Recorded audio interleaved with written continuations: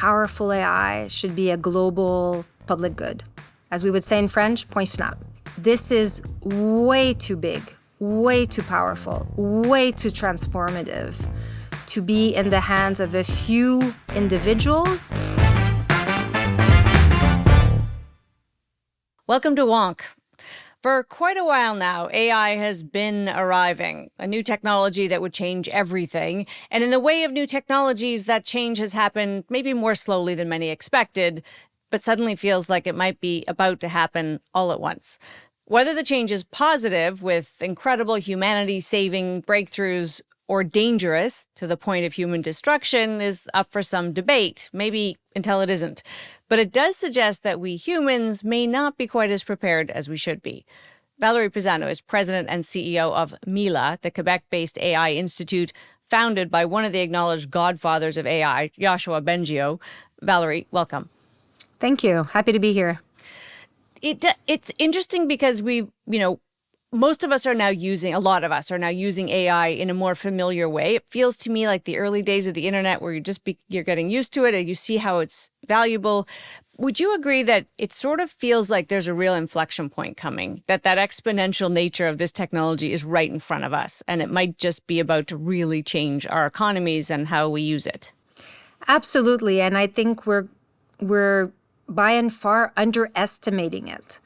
If Yashar were on the podcast, he'd say the biggest mistake we're making now is that we're looking at AI and trying to figure out what it's going to mean for productivity, for all of these beautiful opportunities, but we're underestimating the trajectory it's on and the speed at which it's developing. And to your point, the different usages that we're already making of this technology, how quickly we've incorporated it and embedded it in our daily lives. And so because of that speed, and it's almost human nature, right? That we're linear, or we're not wired to understand things that happen in exponential ways. So fair enough. But the people that really understand this technology have been giving us the warnings for a little while now. It just does feel suddenly more urgent. So we're going to talk about it in some prosaic ways. There are some profound things that could come our way. We will acknowledge that.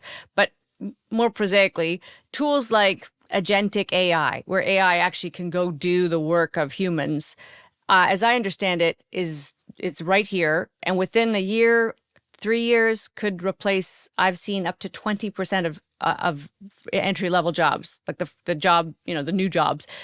Do you think that's accurate? And are we reflecting well enough in our behavior that reality? Yeah, I absolutely think this is an area we're not paying enough attention to. So I think when we cross the line from classic AI and even generative AI, which are tools that we're using to do whatever task we're doing faster, maybe a bit better, when we cross the line into another kind of AI, which is agentic AI, then the whole game changes. It changes in terms of opportunity again, but it also changes in terms of risk and of systemic impact. I'm an economist by training. Recently, I read through the World Economic Forum jobs report. Essentially, what they're saying is 40% of skills will not be relevant anymore by 2030. That's tomorrow morning. And 50% of our workforce will need to be upskilled or reskilled.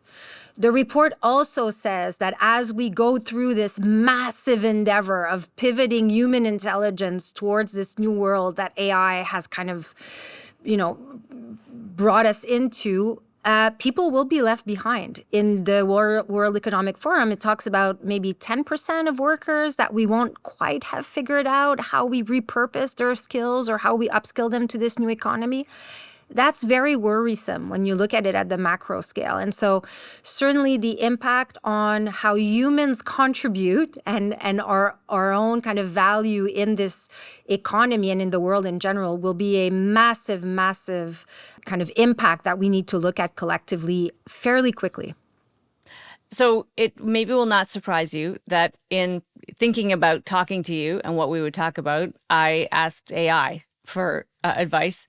Claude is the one that I'm using these days. I like Anthropic's AI. I like it a lot. Claude suggested that I should ask you, what is the critical decision point that will make the difference between whether AI is positive or negative for humanity? Is there one such thing we should be looking out for?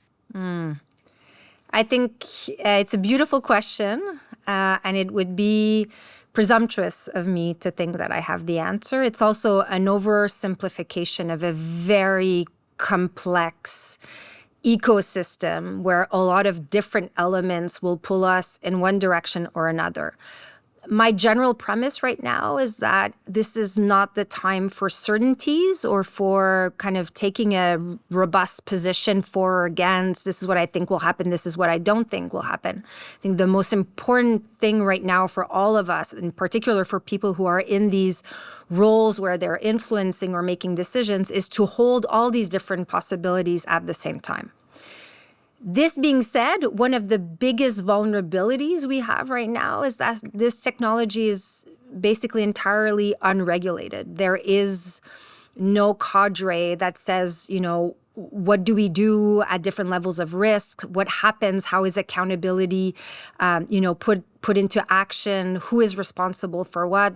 The European Union barely made it to the finish line with their legislation, and they're struggling to implement it. And there's a lot of pressure from our friends down south for that not to go forward. But, we're moving very, very, very fast into a world that will impact all spheres of our society with basically no guardrails. So if you force me to put a bit more attention on one of these dimensions, I'm going to call that one. It's also the one where I think collectively we don't feel that in the next couple of years, many things will happen for many different reasons. So the guardrails question is, of course, the one that all of us can understand. We don't need to know much about the technology, understand the in depth, what does it mean for generative AI? What is singularity? We don't need to know any of that to know that, rules about what an algorithm that could get more and more intelligent and ultimately become self-learning, right? That's the theory. That it would be good if there was if somebody could code it so it doesn't set out to destroy us. I mean, I think about, if AI realizes it needs energy and that it's competing with these pesky humans for energy, it's over for us, right? Theoretically, that's sort of one doomsday scenario. Who would be putting the guardrails in place? Is it the Sam Altmans of the world? Is it people who are actually at the top of companies that are developing these algorithms right now? Yeah, so if you look at what's been done in other industries, for example, biopharma or aviation, it's a mix, right? So the burden of proof is on the company to demonstrate that their product or service is 99.99999% safe by design. And until those guarantees are produced in a way that is satisfying to, in this case, the regulating body or the government, they don't get to put their product into market, right? So in an ideal world, we'd have this kind of infrastructure in the digital market industry. And yes, the Sam Altmans and Dario Amodeis of this world would be in a context that would kind of force them to invest much more than they are now in AI safety. So they'd be building the guardrails in the technology. Without getting too technical, there's also a by default problem with the way these systems are trained, where de facto, right now, we don't know how to make them safe in the way that you described. They're trained to please, to imitate, to give an answer that will be satisfying to the user, which tends to lead them also towards deceptive behavior and lying. This is not hypothetical. Some, experiments even in recent months have shown that they're like, oh, maybe here, if I don't say the truth, it'll be better for me. The AI system thinks this. Mm-hmm. So you're absolutely right. And in general, if you look at it at the macro level, we're just not putting enough energy, attention, and money on the safety part of the equation.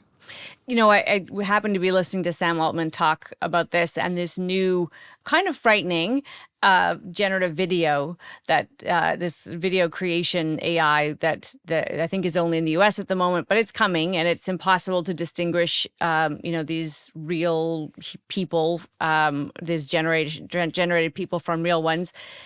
Altman was basically asked, who should just determine the ethics? And could we convene a group of the world's leading ethicists to ask some of these questions? What are the guardrails? He said he would prefer essentially to crowdsource it to the hundreds of millions of people who use the product and let them determine what is harmful and what isn't harmful. And my heart, I'm not gonna lie, and my heart sank a little bit at that answer. Maybe because I don't trust humanity enough. Maybe I should have more faith in the collective will of people. But those are two very different decisions, right? Is it a small learned group, or is it everybody and we feel our way along? Yeah, my heart is sinking too. I don't think we're at a stage where we can do that. Like ideologically, it's interesting. And it puts way too much responsibility on individual choices when this is ultimately going to impact us collectively. So there's something that's completely unbalanced here and kind of doesn't work. It also assumes that people will know what's happening and what the impact is. And it just, yeah, I think in the end, it's just, are we optimizing for individual choices or for something that makes sense for us collectively? I don't understand kind of the answer he gave. I mean, and I guess it's one of the things that I'm curious for your take, because you're so rooted in the understanding of where we are in the need to plan and regulate and think about laws around these things. He comes from a place of real optimism. I think it's fair to say he sees the risks, he understands, he can hold the two thoughts in his head at once, but he believes in sort of the abundance theory of AI. If you come from a less optimistic place, and maybe you need to if you're going to regulate. I don't know. I don't know whether you philosophically have to be looking for the glass half empty worst case scenarios to regulate for safety. But I'm curious where you come at it. Is this going to be the tools that, cure every disease, and even though it puts people out of work, allows for so much wealth that we can afford to pay people not to work? Or is it going to be a tool that really degrades humanity and kind of reduces us to something? Both and neither. So I don't think it's fair to peg one scenario to the other and then have to choose. I also don't think it's responsible to do that, because then it's an oversimplification of the moment we're in. So another one of my core beliefs is we're at the very beginning of a tremendous transition for humankind and for the future of human life on Earth. And there are many, many paths ahead of us. And that the biggest mistake we can make right now is to think we've figured out which path leads where. That's actually the only thing we know with any certainty, is that there's more than one path, and that none of us, including Mr. Altman, know exactly where any of the paths lead. So in that context, our responsibility is actually to stay aware of all of these and be responsible in thinking about, okay, what happens if we go down this route and this happens? What happens if we go down this other route and this happens? And continuously adapting and updating our thinking about these different routes. So we get asked all the time, are you an optimist or a pessimist? And we just don't answer, because honestly, it's not there. It doesn't matter. We need to do both. We absolutely need to capture the scientific benefits of this, the collective benefits of this, the productivity benefits for this. And it would be crazy to be doing this without looking at the science and what experts are saying. And they are saying we're moving way too fast with no guardrails. There are real risks. This technology in the wrong hands, or this technology that goes, quote unquote, rogue on us because it's just doing what it's been programmed to do. Someone needs to be thinking about that. We need to attend to that. And to peg it like a choice between the two is disastrous. That's a really good point. And it is one of the flaws of a journalist to oversimplify, but it's also in our nature, right? We do want it to be a black and white, either or, non-complex question. And of course, it's complex. I can't help but, as I hear you talk about sort of the need for guardrails, think about what just happened in the sense of the U.S. offering technology to Saudi Arabia, just as one example, but as we won't call them the least friendly actor on the planet, but they're on the wrong side of the ledger, I think we can argue, in terms of kind of benign intent, where the West is concerned. How do you feel about, and I mean, and then of course we've got China coming along with its own AI, and not always well-intentioned either. How do we feel about sort of the genie's out of the bottle, Valérie? Like we how do we rein this back in and put guardrails when we've already given it away?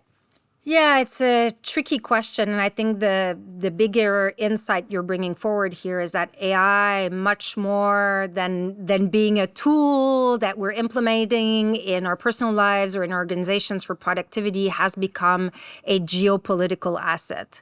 It is now a key to alliances. There will be groups that will come together. There's a tremendous question for us in Canada, but for most nations on Earth right now around sovereignty. How do we make sure we have access to this technology without needing to choose what quote unquote camp we're in?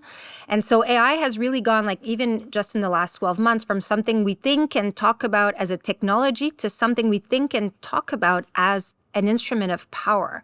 And that's another dimension that makes it very tricky and dangerous to oversimplify, because certainly as business leaders or even as just individuals, the temptation will be here again to implement the technology and to do it within our cadre of influence. And that's going to make a lot of sense. But when you look at it at the macro level, you're starting to build poles of influence, poles of power, friendly nations working together towards the development of AI, others kind of taking opposing views. And the way this plays out or not in the next 6, 12, 18, 24 months will also be key and critical to what we end up doing or not with this technology. And that's a short timeline, especially when we think about, I mean, you mentioned the EU regulations. That was a long, hard process. And as you say, it's still not quite, does it have buy-in? Will the US support? Is it even still up to date? I haven't looked at it recently, but our regulations of technology always seem to be fighting the last war. So I wonder whether it's how we create regulations that can stay flexible. Maybe we need AI to be doing it in order to keep up with the AI. I don't know. But how do we create the regulations that actually keep us at the forefront, not lagging? Yeah, there's two elements to your question. The first is this question of the short timelines. And it goes back to your earlier question also around, is there a tipping point? And I think what we have to appreciate here is as the AIs get smarter and as we reach what people are referencing as AGI, AI will be put to service of making the AI better, faster. And so you're absolutely right to say this technology is already accelerating at a speed we're struggling to keep up with. And at one point, it will develop at a speed that no one will be able to really keep in check because it will be training itself and improving itself, potentially. And this is certainly what they're working on in the big labs, right? So in terms of regulation or in terms of any initiative we're putting together today, we absolutely 100% have to think about it in terms of scales of risk and in a very, very agile cadre. We need to start somewhere. We need to get it rolled out. There's a lot of literacy right now that needs to happen across the board. And we need to start engaging. And in fact, these conversations are already happening among at least a nucleus of countries. Maybe we can't do it, the full breadth of the United Nations, but we have to start talking about, okay, how are we going to cooperate? How are we going to be, both interdependent and completely independent, right? It's kind of this interesting balance between the two. We have seen other massive shifts in employment in our, in the history of industrialization and even pre-industrialization, but certainly in the last couple of 100 years. And we say, well, workers retrain. There's going to be new jobs. Your job's gone overseas. You're going to have to figure something out. This is the first time it's been the broad base of knowledge worker. And not only are we saying, why on earth do you need a journalist to do what we do? That's going to be, won't be very long before we figure out how to do without that. But why do you need somebody to study law or journalism or medicine? So I do want to ask you, when you talk to young people or their parents, because their parents are probably more worried than they are, what should people be thinking about when it comes to jobs 5 years from now? If somebody's in university right now, what on earth, how do they prepare for this future? Yeah, I have 6 kids at home, so I don't need to go very far to have these conversations, and they hit very, very close to my heart. In fact, I think right now we're talking a bit too much about the future of artificial intelligence, and we're not talking enough about the future of human intelligence, because this is where the very interesting questions and, in my humble opinion, the bigger potentials lie. Who are we? Who will we become? How do we contribute? What do we need to know, learn, develop, grow into, right? The more technical answer to your question would be, when you look at what's emerging, two broad categories of skills. One that is not surprising at all, everything that has to do with being comfortable in this new world. So AI, data, networks, cybersecurity. So people who have literacy, who maybe have a certain level of skills.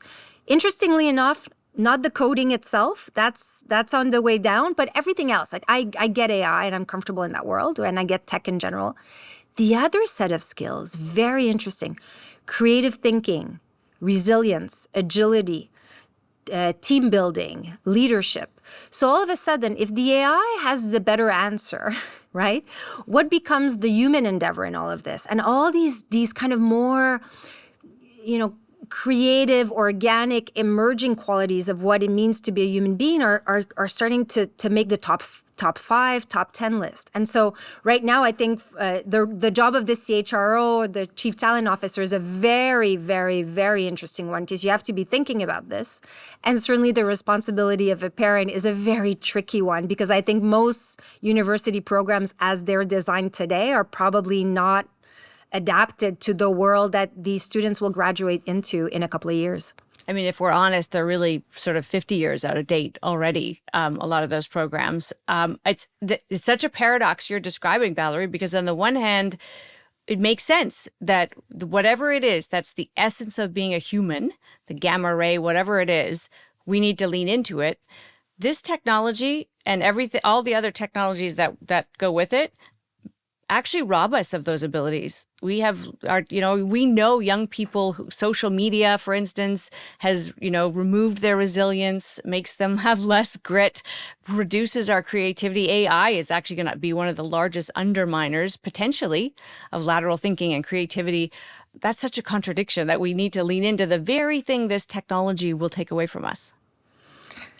Yeah, and it's maybe one of the critical moments of truth or intersections of choice that we're in, right? How are we going to choose or not to reconnect with what it means to be human and what we truly value and what's important to us collectively in a world that, to your point, technology has really brought us down a route that is all about individuality and very personalized realities, and it's harder to connect with a bigger, broader us.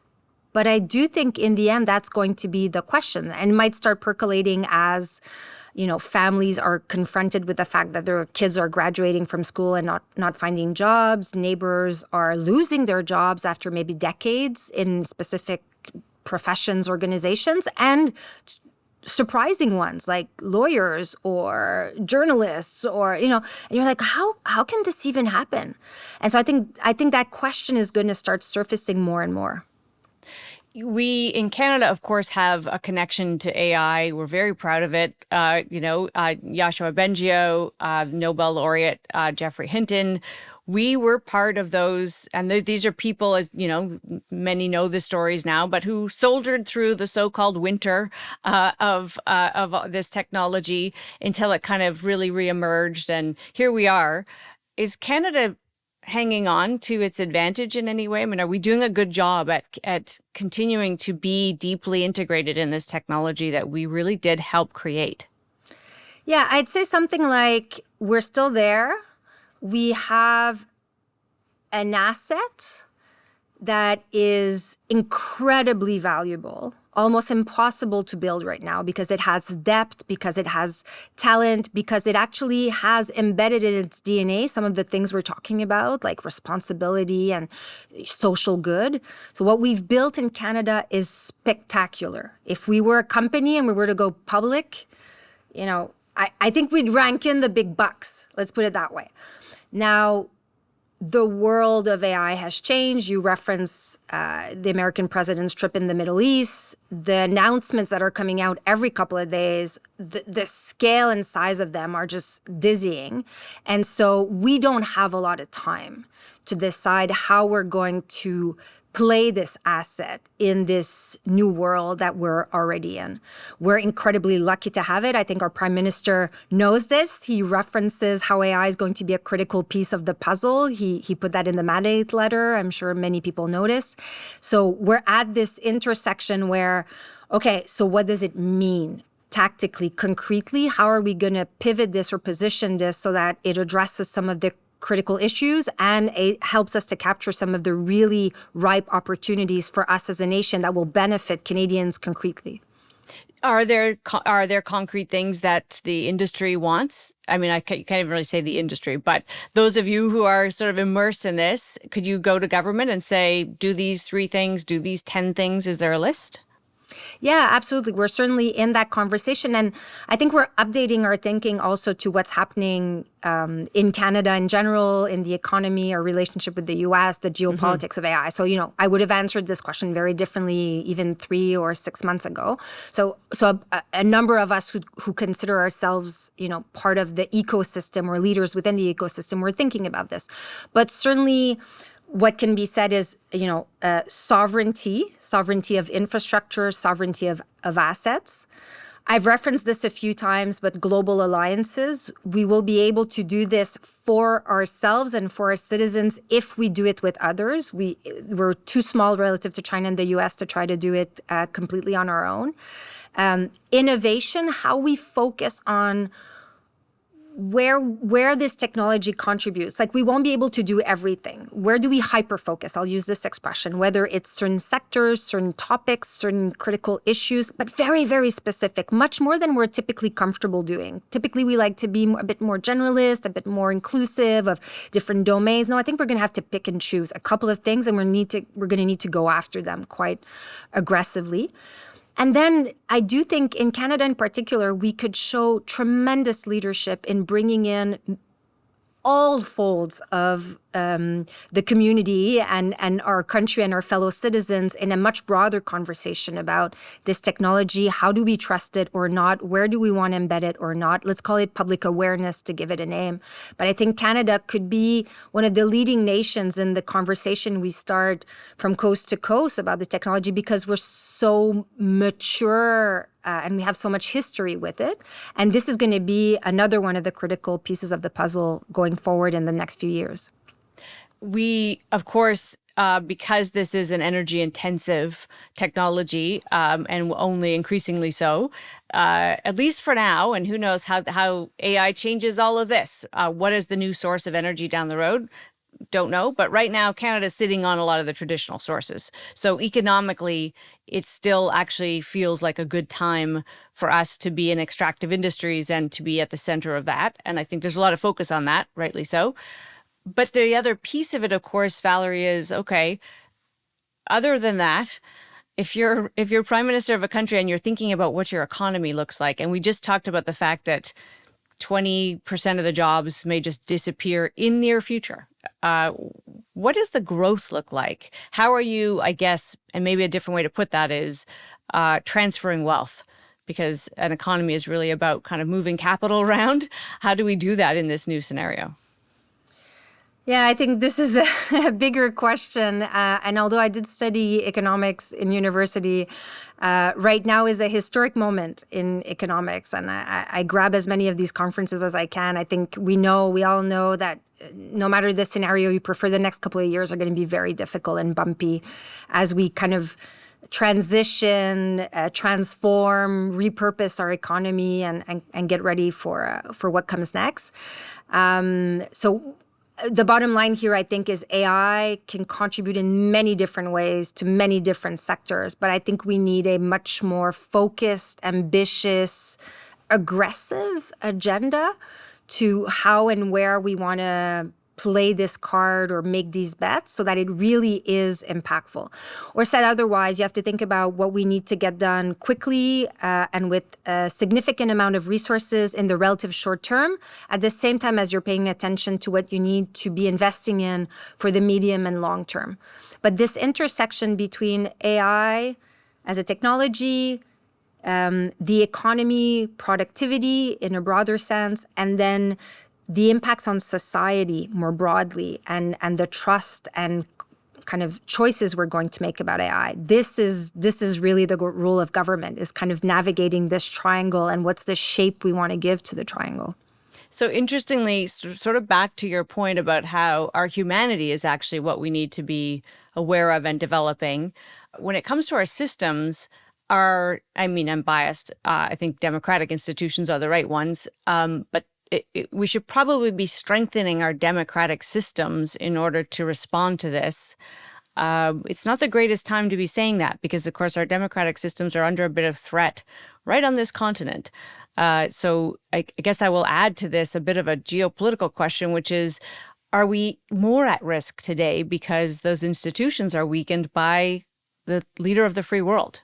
Yeah, this is not the best of times if you take the global view of it for such a disruptive technology to arrive into our lives. In fact, Yuval Harari writes about this in his book, 21 Lessons for the 21st Century, right? So the first third of his book, he talks about the technology and he's like, oh, guys, something big is happening. The second third of the book, he talks about geopolitics and he's like, we are not, this is not a good time for us to have to rally as a global, community with these big projects. And then the third of his book, he tries to figure out what we can do about it. So yes, the timing is particular and it is what it is. And we are in this transition right now, in this context right now. And so again, I think for us in Canada, it's going to be about creating a few key alliances to create a bit more critical mass, a bit more capacity, and then using the incredible advantages, benefits, assets that we have and orienting them in a focused manner towards a few things that could really move the needle in a relatively short term. Is on that list and those alliances, would that include trying to reach the biggest U.S. players who are still the ones at the heart of the technology that's, most prevalent for most of us, and encourage them to think about the guardrails? Is it too late to do that? I don't think it's too late. I think the context just is going to make that conversation very difficult. So we often talk about the AI race, and I think it's just a fact. Right now, there's a bit of a winner might take all dynamic that's going on. Whoever gets to AGI first will have a net advantage. You could think about this geopolitically, which country will get to AGI first, and the advantages that that nation will have on a military standpoint, economic standpoint, social standpoint. But then among the big 3, 4, 5 companies that are racing towards AGI, and I do say racing because when you look at the size of the investments that are made, it is a race. It's not, there's nothing about this that is slow-paced. Mm-hmm. Whoever gets there first will have a lot of chips that they can play. And on the flip side of that, some of these companies like Google are fighting for their survival. Do people still even do Google searches? I don't know. So wow, what just happened in the last 18 months? No one even knew about OpenAI 18 months ago. And now everything is kind of pivoting on itself. So I think it's a conversation that absolutely needs to happen. In fact, the big tech companies are in all of these forums. Mm-hmm. How realistically is it that it's going to yield something? Kind of depends what happens next. It has been, the history of modern innovation has been that the kind of capitalist system is the one that has produced, has borne fruit for us, right? The profit motivation, satisfying customers has worked well. If you could go and wave a magic wand and keep something in the nonprofit realm, might this have been that? I mean, I know, again, it's over. That battle is lost. But if we could have done it, would this be something that you would have kept in the hands of scientists with a slightly less profit-driven agenda?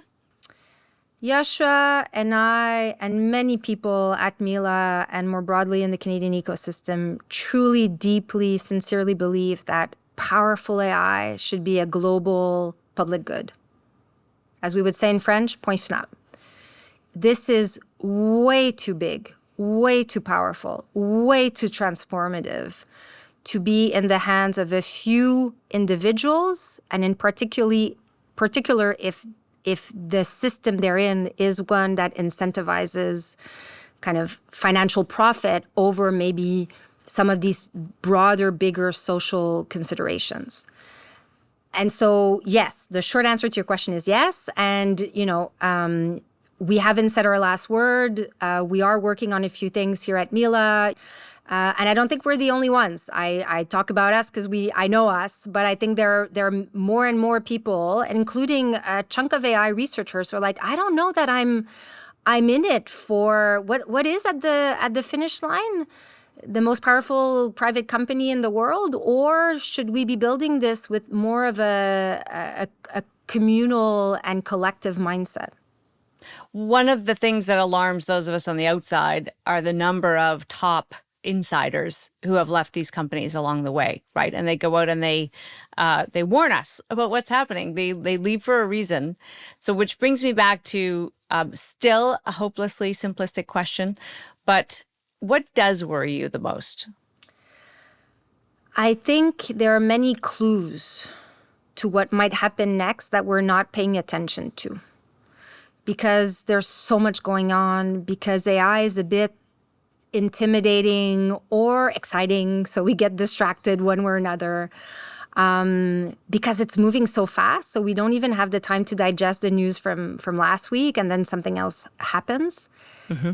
And so I'm worried we're not having the conversations we need to have at all levels, within a team, an organization, a community, a country. And so that's what I'm worried about.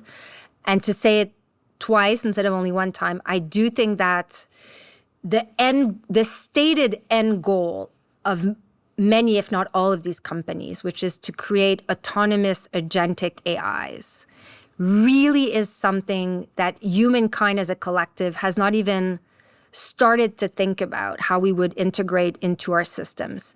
This is completely different. It should not be compared to any other technology. This is technology that masters language, that has read every single thing humankind has published over thousands of years, every financial report, every poem, every play. It knows more about us than we probably know about us. And now we're going to give it the keys not only to understanding us and interacting with us, but also taking action by giving it access to different systems for a bunch of good reasons, productivity, for example. I think that's something we're not even close to being ready for, and that could happen within a year. At least that's what they're saying. Their goal is AI agents next year, and in fact, there are AI agents already within a number of organizations. As you say that with such clarity, I can't help but think, is it too late to make them illegal? Should governments not say, no, we're not doing that? Yes, there's great potential. Yes, we see the benefits, but it just is a step too far for where we are. Maybe at a minimum right now, we need the beginning of something that looks like legislation or a more robust cadre to be looking at the different levels of risks. Some of these AIs really, even if something goes wrong, it's not a big deal. Some of them, if something goes wrong, it's catastrophic. So we need to give ourselves structure, language, tools, laws. Absolutely. How is it that none of this is regulated? I don't know how we ended up here, but this is the moment we're at. And to our earlier conversation, in an international context right now, that makes it a bit difficult to make some of these more courageous, bold moves nationally, because ideally you'd sync them up with others. I salute the effort in the European Union. We're incredibly supportive of it. We're giving as much time and expertise as we can for this legislation to continue to move in the right direction. And I think for Canada, that would be kind of the move, would be to say, okay, we're going to have our own piece of legislation and policy, and it will be synchronized and interoperable with the EU. That would make absolute sense for us right now. Is any of that worthwhile without the US Congress and maybe even China, if that's even possible? I think so. I think we have to start somewhere, and it's easy for the American-based companies to say, you know what, EU, if you regulate, we're just going to pull out of your market. And then we'll see if that's what they end up doing. And maybe that wouldn't be the worst thing on earth. I don't know. Like, who knows? But whether, or said otherwise, what other choice do we have right now, right? At a minimum, we have to start somewhere. We have to do this. Maybe there are a few compromises. Maybe we don't get to do everything that some people think, would be the right answer. But we can't be hesitant, and we can't slow down too much just because we're like, oh my God, this is so big. We have to get going on this piece.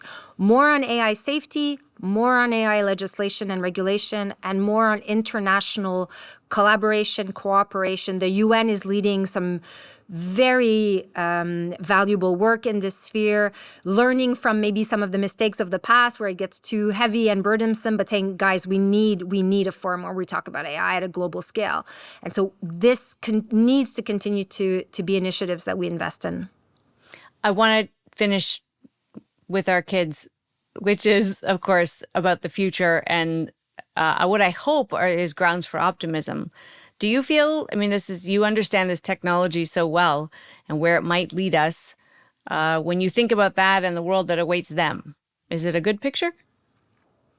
It's a very different picture, and one that we're starting to see some of the colors of, but not the full contours, right? And again, I think a lot will depend on the choices that we make, we being the business leaders, the government officials, the people in roles of influence, the journalists who are asking questions or not, who are doing the articles and podcasts or not.